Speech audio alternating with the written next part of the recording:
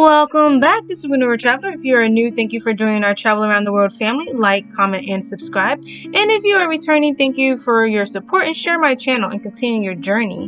Today we review Married at First Sight, Season 12, Episode 4, Romance or Regret. I'd like to start off our conversation with Clara and Ryan. Out of all the couples, Clara and Ryan give me the best energy so far. I think it helps that Clara is so talkative and energetic because she keeps the conversation going and she is definitely TV worthy. The couple go to bed after they party all night in regards to their wedding, and Ryan finds out that Clara walks and talks in her sleep. Clara mentions that Ryan did not ask her to go to Pound Town, and it makes me feel like I think she is probably very ready to have sex with her husband and just waiting for him to make the first move, and trying to make sure that things happen naturally. So, as usual, after they get married, they have the morning breakfast with the family. So, Clara meets Ryan's family, and it seems to go really well, and they seem to even have chemistry. The thing that Clara is worried about is that she is not very interested in organized religion, and both Ryan's parents are ministers. Of course, honor God, that it would be God's perfect will. Ryan meets Clara's parents and he speaks very respectfully to them and reassures them of his intentions. The parents speak to Ryan about conflict and that communication may be the hardest in a relationship because they were not good examples of conflict resolution for Clara growing up. What I love the most about Ryan and Clara is that after they spoke to the parents, they brought up important points and actually discussed it and how they plan to approach issues in the future. So your mom did bring up something about how your parents never argued or, got upset with each other like in front of you all. Never. And how... So Clara's family basically brought up that Clara can shut down. She doesn't really understand how to work through things. And Ryan learns this information and he goes right back to Clara and he actually talks to her and she discusses with him and she's extremely open, which is going to make this process so much easier because Clara is very open with Ryan because she does want this marriage to work. Okay, next couple. Best way sometimes either, but I think if we can try to get ahead of how we're going to handle it, it'll make when it does happen that much easier. Okay, our next couple, just to get them out the way, Haley and Jacob. Haley and Jacob wake up in the morning and it is so awkward and you can tell that they both haven't really reached their stride yet. I think they have to find something in common soon or this relationship will die. I have to say, I'm about tired of hearing about Jacob's eating habits in his house. Haley's family tells Jacob at breakfast that just don't add too much pressure to Haley. When she's upset, to give her space. Don't push her too much because if you push her, she really does shut down. When Haley meets Jacob's parents and I hear his mom speak, Teachers always called him 5 going on 85. I'm like, this is just a boring family. I know where Jacob gets his speak pattern, but they seem cool otherwise.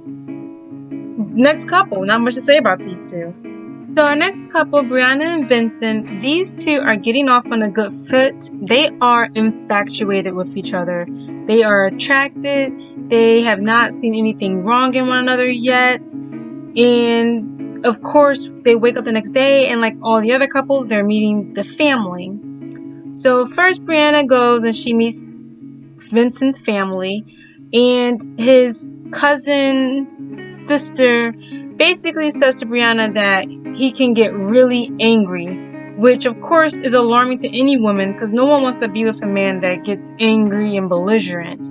But Vincent, the way that he talks, the way that he carries himself, seems like he's really quiet and very laid back, and his angry moments are probably just privately quiet moments where communication starts to die, which is also not good, but I'd rather you be quiet and think than go ballistic on me. So, to each their own. But both families seem to be very pleased with either spouse.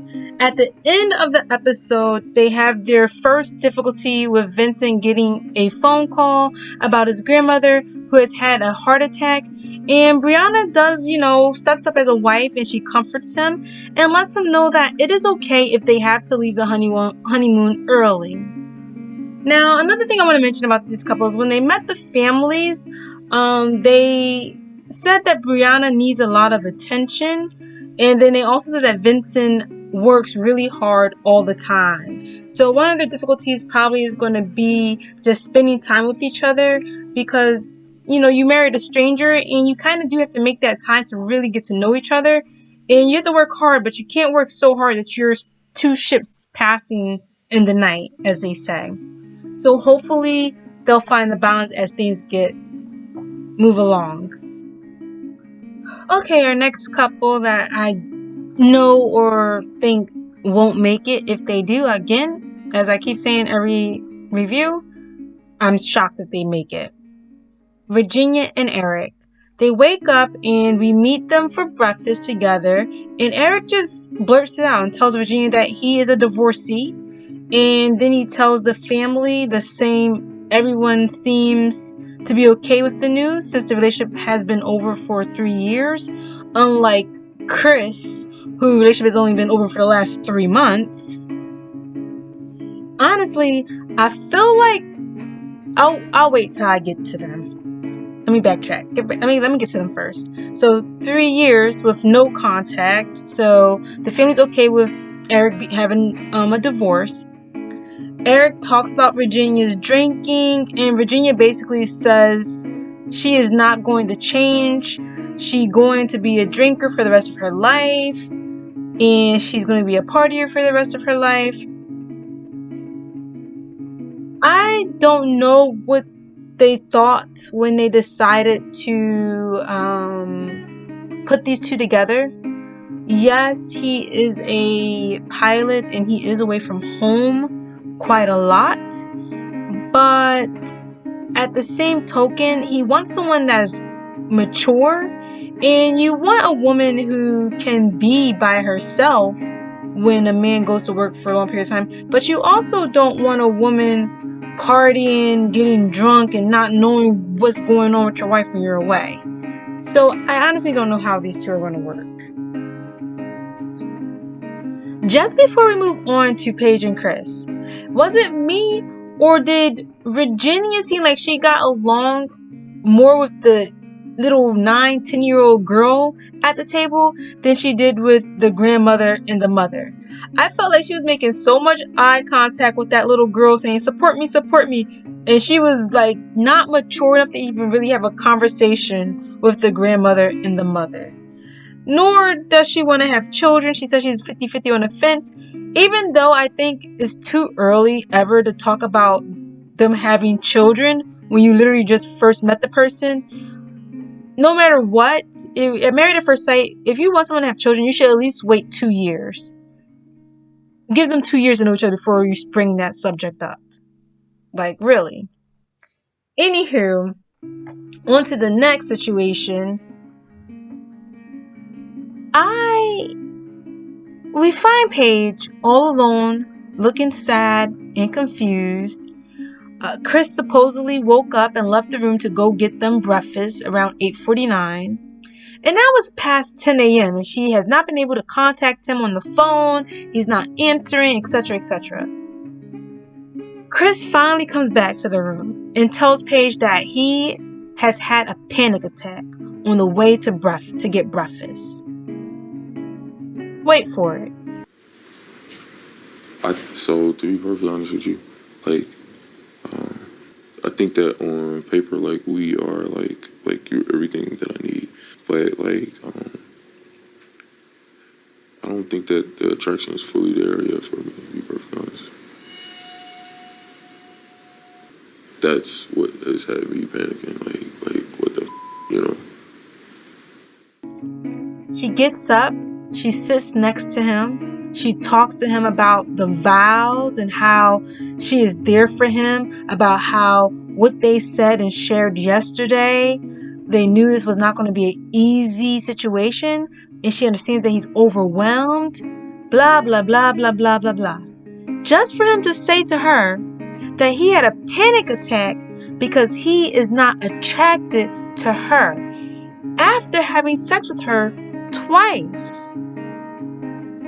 So Paige goes and speaks to Chris' parents about the issues they are having after one night. So Chris' dad seems very disappointed, and his mother tries to make an excuse for her son's actions. You know, we shared a moment. So that was what it was. And then this morning he said that, like, on paper, we really do match. But, like, I'm not his typical type. Like, she literally just says maybe he was drunk. Really, Mom? Really? I'm not taking up for him, and I'm not justifying his actions toward you, but people handle things differently. Maybe that was his way of handling things. She's saying that to have given of myself to him before I'd done that, he knew what I looked like, and to have allowed us to take it that far. Well, did he have a drink? They try to make Paige feel better by giving her accolades and compliments, and his dad says to ride it out. And I'm like, Paige, run. Do not ride this out. Run, run, run. You've already given your body to this person. You already gave your hopes to this person. You already gave your dreams to this person. And he has not met any of your standards. I have no clue why he was matched with anyone, and I have no clue what his interview process was like that the experts thought he was even ready for marriage. I digress. I still have a lot more episodes to watch. So then, after this conversation is had, Chris then meets with his parents in regards to the situation. And Chris lies because we all know that this is a bold-faced lie, because having sex with a person you literally just met after a day, mind you, is not even the day. It hasn't even been 24 hours yet. They literally just met at the altar, had a party, and had sex the same night. They haven't even known each other. I doubt if they even had 15 hours of straight conversation. I'm just saying. I've dated women that I wasn't attracted to, but I was attracted to their personality. Right. So that's my mindset. It's just finding what it is exactly that I'm attracted to. So it's not going to bring you closer if you aren't exactly attracted to them. This whole situation feels like he is here to be on a TV and not really to be married. I wouldn't be shocked that he broke up with his girlfriend or fiance when he got the call that he made it onto this TV show. Honestly, this is how I feel right now. He then gets upset with Paige, and this is a red flag. Someone says something to you to break down your confidence, your self-esteem, uses you, or makes you feel like you've been used. And they flip the script around on you about how they're upset about something. He literally just had sex with you knowing that he wasn't attracted to you, knowing that he hadn't had any conversation with you, knowing that you were giving a part of yourself to someone, and he barely knows you. And he tries to flip the script because he's upset with Paige because she told his family about the incident. But let's be honest, what he really upset about is that he was trying to be grimy and keep secrets, and upset he got caught. Chris ends his segment hoping the honeymoon helps them grow closer. I honestly don't think anything can help them grow closer. I feel like this was a terrible match. Like, I would have left. I don't condone divorce. I really think people should work on their relationship. But he really is not ready for marriage. At least not married to Paige. Thank you for joining me for another review of Married at First Sight, Season 12, Episode 4. I'm going to go ahead and watch Episode 5. Last weekend, for some reason, Lifetime, the website, went down, and I was unable to watch the episodes so I can get them all done before this Wednesday. But I guess not. So now that means I have to work faster this week while I was working and get things done. Hope you enjoy the review. Remember to like, comment, and subscribe.